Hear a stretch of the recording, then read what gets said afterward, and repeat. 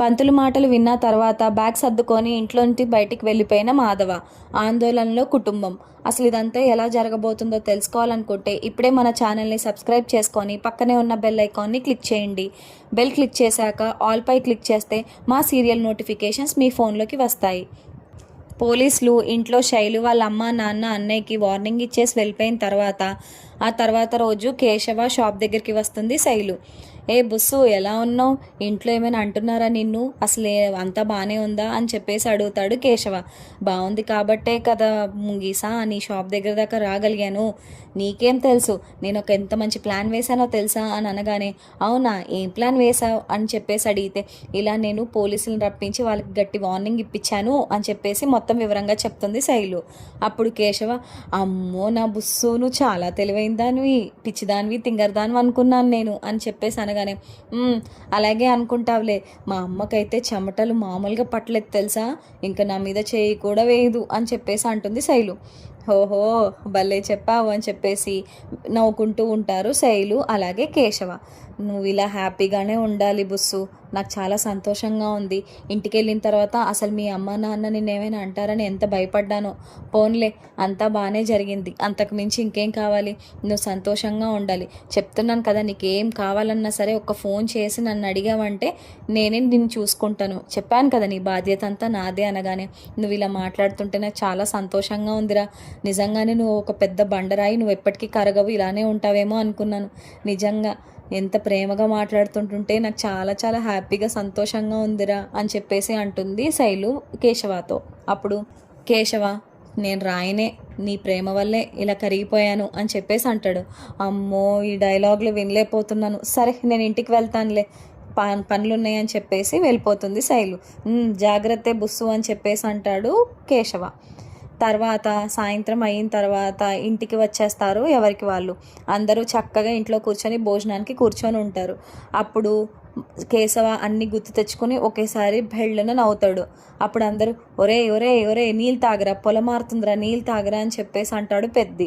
Water తాగిన తర్వాత చక్రి అడుగుతాడు, ఏంట్రా నువ్వు అంత సంతోషంగా ఉన్నావేంటి, ఏమైంది అంత ఆనందపడిపోతున్నావు, మాకు కూడా చెప్తే మేము కూడా నవ్వుకుంటాం కదా అని చెప్పేసి అంటాడు చక్రి.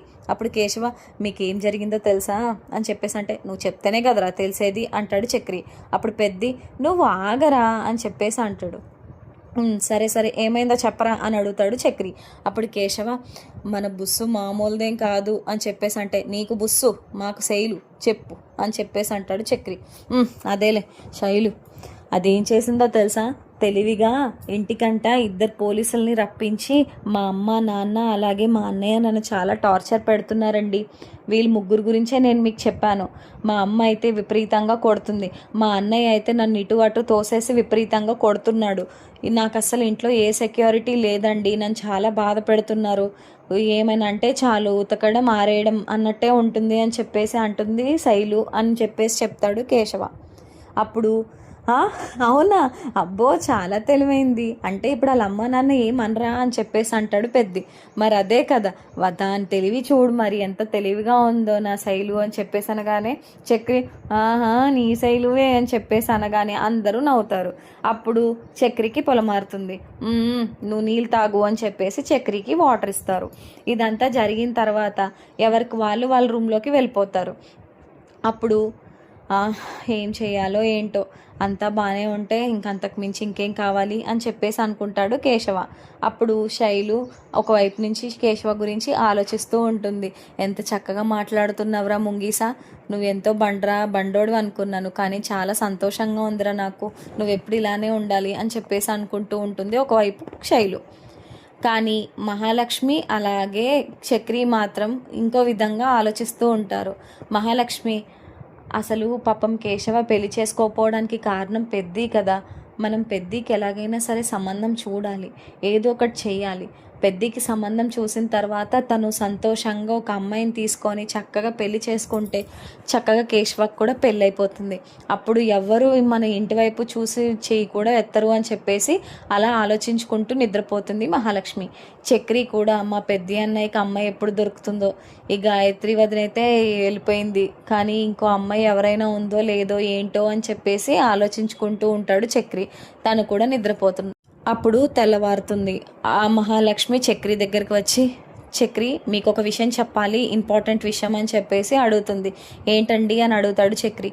మనం ఎలాగైనా సరే పెద్దికి పెళ్లి సంబంధం చూడాలి, మంచి సంబంధం తీసుకురావాలి, ఎలాగైనా సరే నీకు ఎవరైనా తెలిసిన వాళ్ళు ఉంటే వాళ్ళని అడగచ్చు కదా చక్రి అని చెప్పేసి అడుగుతుంది మహాలక్ష్మి. నేను కూడా దీని గురించి ఆలోచిస్తున్నానండి. నాకు తెలిసిన బ్రోకర్ వాళ్ళు చాలామంది ఉంటారు, వాళ్ళని అడిగితే బాగుంటుంది కదా, అప్పుడు ఎవరో ఒక అమ్మాయిని తీసుకొస్తారు కదా అని చెప్పేసి అంటాడు చక్రి. ఆ పని చేయండి, ముందు బ్రోకర్లతో మాట్లాడి నాకు మళ్ళీ చెప్పండి ఏదనేది అని చెప్పేసి అంటుంది మహాలక్ష్మి. అప్పుడు చక్రి బ్రోకర్స్తో మాట్లాడడం కోసం వెళ్తాడు.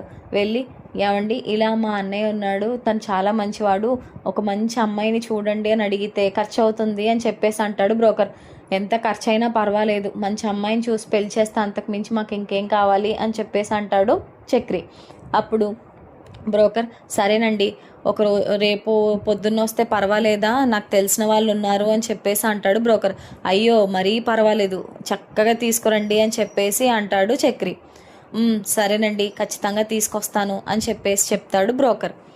అయితే మహాలక్ష్మికి చక్రి వచ్చి చెప్తాడు, ఏమండి నేను బ్రోకర్తో మాట్లాడాను, రేపంట ఆ అమ్మాయిని తీసుకొని వస్తారు, ముందు మనం మన అన్నయ్యని జాగ్రత్తగా మాట్లాడాలి, పెళ్లి చూపులకి రెడీ చేయాలి, లేదంటే వాడు అస్సలు పట్టించుకోడు, చెప్పాను కదా వాడు అస్సలు మనం అంటే ముందు ఆ తర్వాత ఎవరైనా మన గురించే ఆలోచిస్తాడు వాడు, కాబట్టి ఏదో ఒకటి చెయ్యాలండి అని చెప్పేసి అంటాడు చక్రి.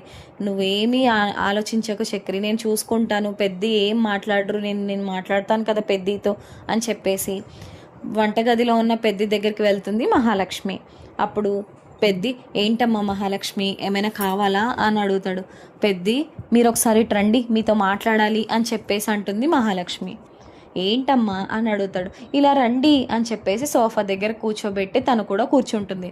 పెద్ది, నేను చెప్పేది జాగ్రత్తగా విను, మీరు చాలా మంచి వ్యక్తి, అందరినీ చాలా ప్రేమగా చూసుకుంటారు, పైగా మీకు ఆశ కోరిక అంటూ ఏదీ లేదు, నేను చెప్పిన మాట వింటానంటే మీకు ఒకటి చెప్తాను పెద్ది ప్లీజ్ అని చెప్పేసి అంటుంది మహాలక్ష్మి. అప్పుడు పెద్ది, అయ్యో నువ్వేది అడిగినా నేను కాదంటానా, చెప్పమ్మా అని చెప్పేసి అంటాడు పెద్ది. నువ్వు పెళ్లి చేసుకోవాలి పెద్ది అని చెప్పేసి అంటుంది మహాలక్ష్మి. నేను పెళ్ళా? నాకెవరిస్తారమ్మా అమ్మాయిని, అయినా మీరందరూ నా పిల్లలు అనుకుంటాను, మళ్ళీ నా పిల్ల ఏముంది అని చెప్పేసి అంటే, అదిగో అదే వద్దని చెప్పాను, మాకు నాన్న ఉన్నారు, అలాగే అమ్మ కూడా కావాలి కదా, నువ్వు మంచి అమ్మని తీసుకొచ్చావనుకో మేమందరం మీ పిల్లల్లో చక్కగా హ్యాపీగా ఉంటాం కదా, ప్లీజ్ పెద్ది నా మాట విను, నువ్వు చాలా మంచి వ్యక్తివి, ఏదేమైనా మీ అంత మంచి వ్యక్తి నేను ఏనాడు చూడలేదు, మీరు చాలా మంచి వ్యక్తి, మీకంటూ ఒక మంచి అమ్మాయి రావాలి పెద్ది, అదే నా ఆశ అని చెప్పేసి అంటుంది మహాలక్ష్మి పెద్దితో. అప్పుడు పెద్ది, సరే అమ్మా మీ ఇష్టం అని చెప్పేసి వదిలేస్తాడు. కానీ పెద్ది మనసులో ఈ పెళ్ళి అవసరమా అన్నట్టుగానే ఉంటాడు. అయితే మహాలక్ష్మి చక్రి దగ్గరికి వెళ్ళి, చక్రి పెద్ది ఒప్పేసుకున్నారు, పెళ్లి చూపులకి ఒప్పేసుకున్నారు, రేపు చక్కగా రెడీ చేసేసి అమ్మాయి ముందు కూర్చోపెట్టడమే మన పెద్దిని అని చెప్పేసి అంటుంది మహాలక్ష్మి. మీరు చాలా గ్రేట్ అండి, ఎవరినైనా ఇట్టే మార్చేస్తారు, మొత్తానికి అన్నయ్య మనసు కూడా మార్చేసి పెళ్లి చూపులకి ఓకే చేసేసారా, పోన్లే సంతోషం, అన్ని ఏర్పాట్లు చూడాలి, నేను కేశవతో కూడా ఒక మాట చెప్తాను అని చెప్పేసి చక్రి కేశవకి ఫోన్ చేసి చెప్తాడు, ఇలా రేపు అన్నయ్య పెళ్లి చూపులు ఉన్నాయని. కేశవ కూడా చాలా చాలా సంతోషపడతారు. రే ఏమైనా తీసుకురమ్మంటావా, నాకు చెప్పు ఫోన్ చేసి, నేను వచ్చేటప్పుడు నేను అన్నీ తీసుకొస్తాను, స్వీట్స్ అన్నీ కూడా అని చెప్పేసి అనగానే, ఎందుకురా పర్వాలేదు నువ్వు పని చేసుకో, నేను మహాలక్ష్మి గారు వెళ్ళి మొత్తం అన్నీ చూసుకుంటాంలే అని చెప్పేసి అంటాడు చక్రి. అప్పుడు చక్రి మహాలక్ష్మి ఇద్దరు కావాల్సిన వస్తువులన్నీ కొని తీసుకొచ్చి ఇంటిని నీట్గా క్లీన్ చేసి అన్నీ చేసుకుంటూ ఉంటారు పెద్ది, మహాలక్ష్మి అలాగే చక్రి. ఇల్లంతా శుభ్రం చేసుకొని ఎక్కడికక్కడ అన్నీ జాగ్రత్తగా పెట్టి తర్వాత రోజు పెళ్లి చూపులకి రెడీ చేస్తారు పెద్దిని. అయితే పడుకున్న తర్వాత మహాలక్ష్మి అలాగే చక్రి ఆలోచిస్తారు, రేపు పెద్ది జాగ్రత్తగా ఉంటే ఇదే చాలు, అతను ఏ బాధ పడకుండా అంతా సాఫీగా జరిగిపోతే అంతకు మించి ఆ సంతోషం ఏమీ లేదు అని చెప్పేసి అనుకుంటుంది మహాలక్ష్మి అలాగే చక్రి.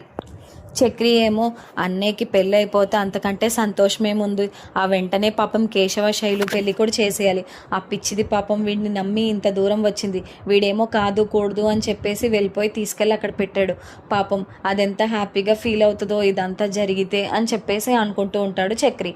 కానీ పెద్ది మాత్రం గాయత్రి గురించి ఆలోచించి అలాగే ఇంట్లో వీళ్ళందరి గురించి ఆలోచిస్తూ ఉంటాడు. తర్వాత రోజు రానే వస్తుంది. అంతా ఇల్లంతా హడావిడిగా ఉంటుంది. మహాలక్ష్మి, చక్రి, కేశవ, కన్న అందరూ ఇంట్లోనే ఉంటారు. ఆఖరికి నారాయణ కూడా బయట రెడీగా ఉంటాడు పెళ్లి వాళ్ళని రిసీవ్ చేసుకోవడానికి. అప్పుడు పెళ్లి చూపులకు వచ్చిన తల్లి, తండ్రి అలాగే పెళ్లి కూతురు ముగ్గురు కూడా కారులోంచి దిగి వస్తారు. వచ్చిన తర్వాత ఇంట్లోకి వచ్చి కూర్చుంటారు. నారాయణ వాళ్ళకి మర్యాదలు చేసి రండి కూర్చోండి అని చెప్పేసి కూర్చోమంటాడు. అలాగే మహాలక్ష్మి వాళ్ళకి టీ తీసుకుని వస్తుంది. కానీ కన్నా మాత్రం పెద్దికి లైట్గా మేకప్ వేస్తూ ఉంటాడు. ఒరే, ఇవన్నీ అవసరమా నాకు? ఎప్పుడైనా సరే పెళ్లి చూపులు అంటే మనం ఎలా ఉన్నామో అదే మనం చూపించుకోవాలి, అంతే తప్ప ఈ మేకప్లు ఇవన్నీ నాకు ఎందుకురా అని చెప్పేసి అంటాడు. అప్పుడు కన్నా, అన్నయ్య నువ్వు ఎప్పుడు ఒకేలా ఉంటావు, ఈరోజు కొంచెం స్పెషల్గా ఉండాలని పైన మెరుగులు దిద్దుతున్నాను, నీకేమీ అంతంత మేకప్ వేయలేదు కదా, ఎందుకు అలా అంటారు మీరు? సరే రెడీ అయిపోయారు కదా, వెళ్దాం పదండి అని చెప్పేసి పెద్దిని తీసుకొస్తారు కన్న అలాగే చక్రి. పెద్దిని ఎదురుగుండా కూర్చోబెడతారు. అమ్మాయికి పెద్ది నచ్చుతాడు. అప్పుడు మా అమ్మాయికి ఆ అబ్బాయి బాగానే నచ్చాడండి, పెళ్లి సంబంధం ఖాయం చేసుకుందాం, కానీ ముందుగా జాతకాలు చూడాలి కదా, జాతకాలు చూస్తే దాన్ని బట్టి ఏదనేది తెలుస్తుంది కదా, జాతకాలు చూసుకొని దాన్ని బట్టి ముందు ఏం చేయాలో చూద్దాం అని చెప్పేసి అనగానే పంతులు గారు పెద్ద జాతకం ఓపెన్ చేసి చూస్తారు. అయితే పంతులు చెప్పింది ఏంటంటే ఇతను ఈ సంబంధం చేసుకోవడానికి అర్హుడు కాదు, అయినా ఇతని ఇంట్లో ఉంటే ఈ ఇంట్లో సంసారాలు జరగవు, మొగుడు పెళ్ళం కలిసి కూడా ఉండరు, ఇతనికి వివాహ యోగం లేదు అని చెప్పేసి అనగానే అందరూ కూడా షాక్ అయిపోతారు. చక్రి, మహాలక్ష్మి ముఖం చూసుకుంటారు. పెద్ద ఏమో పెద్ద కళ్ళు చేసి అయ్యో అన్నట్టు ఉండిపోతాడు. అతను అప్పటికే పెద్ద ఆలోచించేస్తూ ఉంటాడు. అంటే మహాలక్ష్మికి చక్రికి మధ్యలో అడ్డం నేనే వచ్చానా, కేశవకి శైలుకి మధ్యలో అడ్డం కూడా నేనే వచ్చాను, పంతులు గారు చెప్పేది నిజమే, అందుకనే పాపం వీళ్ళిద్దరూ సరిగ్గా లేరు, నా వల్లే వీళ్ళిద్దరు సరిగా లేరు అని అప్పటికే ఆలోచించేసుకుంటూ ఉంటాడు పెద్ది. అప్పుడు చక్రి, ఏంటి పంతులు గారు పిచ్చి మాట్లాడుతున్నారు, మా అన్నయ్య జాతకం బాగోపోవడం ఏంటి, బ్రహ్మాండంగా ఉంటుంది, ఇంకొకసారి చూడండి అంటే, మీరు 100 సార్లు చూసిన ఆ జాతకం అదేనండి అని చెప్పేసి అంటాడు పంతులు.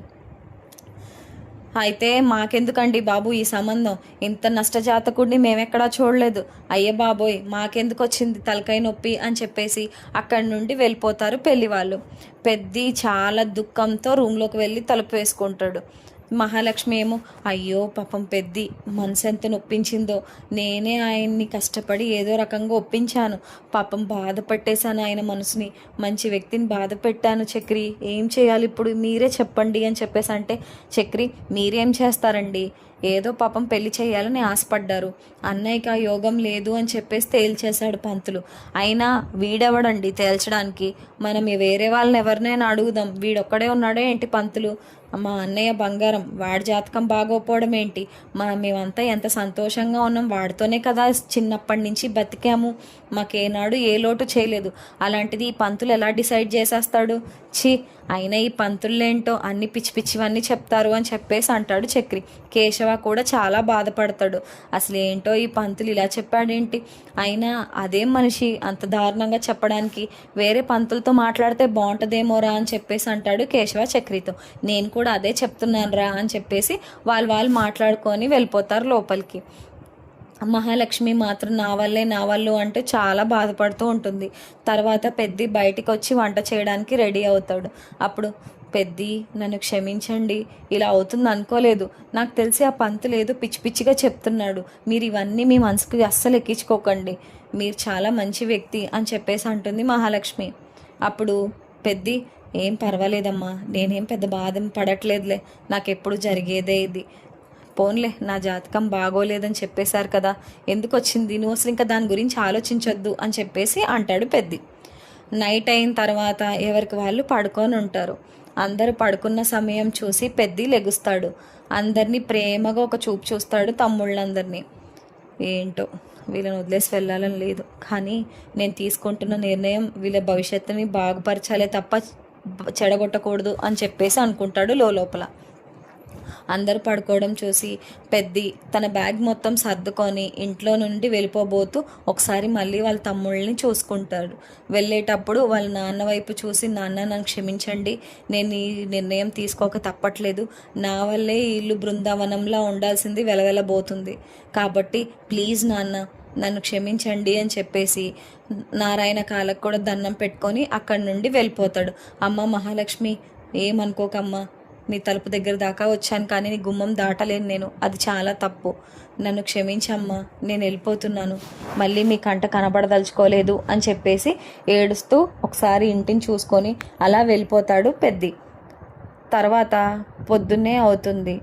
కొంచెం ఇంకా తెల్లవారేమో వాటర్ కోసం లెగుస్తాడు కేశవ. లేసేసరికి ఆ పక్కన పెద్ది ఉండు. అదేంటి అన్నయ్య వెళ్ళిపోయాడు, ఏ బాత్రూమ్కో వెళ్ళుంటాడులే, సరే అన్నయ్య వచ్చాక నేను కూడా వెళ్తాను అని చెప్పేసి వెయిట్ చేస్తాడు. అరగంట వెయిట్ చేసినా సరే పెద్ది ఇంకా రాడు. చూసేసరికి టైం ఇంకా 3:30 అవుతుంది. అదేంటి ఈ టైంలో అన్నయ్య అసలు లెగడే, ఎక్కడికి వెళ్ళిపోయాడు అని చెప్పేసి కేశవ లేసి మొత్తం చుట్టుపక్కలంతా వెతుకుతాడు. కానీ పెద్ది ఎక్కడా కనిపించడు. అదేంటి అన్నయ్య ఎక్కడా లేడు, ఒరే లెగండ్రా, అన్నయ్య ఎక్కడ కనిపించట్లేదురా అని చెప్పేసి అంటాడు. ఏంట్రా మంచి నిద్రలో ఉంటే లేపుతావు అంటాడు చక్రి. ఒరే ఎదవా, అన్నయ్య లేడురా, కనిపించట్లేదు అనగానే, ఏంటి అన్నయ్య లేడా, ఏమైంది అని చెప్పేసి లేచి చూసేసరికి నిజంగానే కేశవ చెప్పినట్టు పెద్ది ఎక్కడా ఉండడు. అదేంటి అని చెప్పేసి ఒకసారి వెళ్ళి వాళ్ళ అన్నయ్య బాక్స్ని అలాగే వాళ్ళ అన్నయ్య సూట్ కేస్ని చూస్తారు. కానీ వాళ్ళ అన్నయ్య సూట్ కేస్ కానీ బ్యాగ్ కానీ ఎక్కడ కనిపించదు. ఒరే అన్నయ్య ఎక్కడికి వెళ్ళిపోయారు అని చెప్పేసి చాలా కంగారు పడతారు. కన్నా ఏమో విపరీతంగా ఏడుస్తూ ఉంటాడు. ఈ శబ్దాలన్నీ విని మహాలక్ష్మి లోపల నుంచి బయటకు వస్తుంది. ఏమైంది కన్నా, కేశవ ఏమైంది అని చెప్పేసి అడుగుతుంది మహాలక్ష్మి. ఏం లేదండి, అన్నయ్య కనిపించట్లేదు, అన్నయ్య బ్యాగులు కూడా కనిపించట్లేదు, అన్నయ్య ఎక్కడికి వెళ్ళిపోయాడో, కొంపదీసి పొద్దున్న జరిగిన పెళ్లి చూపుల్లో ఆ మాటలన్నీ విని అతని వల్లే మనకి ఇలా అవుతుందని ఇంట్లోంచి బయటికి వెళ్ళిపోయాడేమో అని భయంగా ఉందండి అని చెప్పేసి అంటాడు కేశవ. అప్పుడు మహాలక్ష్మి షాక్ అవుతుంది. చక్రి ఏమో తల పట్టుకొని కూర్చుంటాడు. అసలు ఇంతకీ ఎక్కడికి వెళ్ళిపోయాడు పెద్ది, అసలు ఏం చేయబోతున్నాడు, మళ్ళీ వీళ్ళు పెద్దిని తీసుకురాగలరా ఇంటికి, అసలు ఏం జరగబోతుంది, ముందుగానే మన ఛానల్లో తెలుసుకోవాలనుకుంటే మన ఛానల్ని సబ్స్క్రైబ్ చేసుకొని పక్కనే ఉన్న బెల్ ఐకాన్ని క్లిక్ చేయండి. Thank you so much for watching.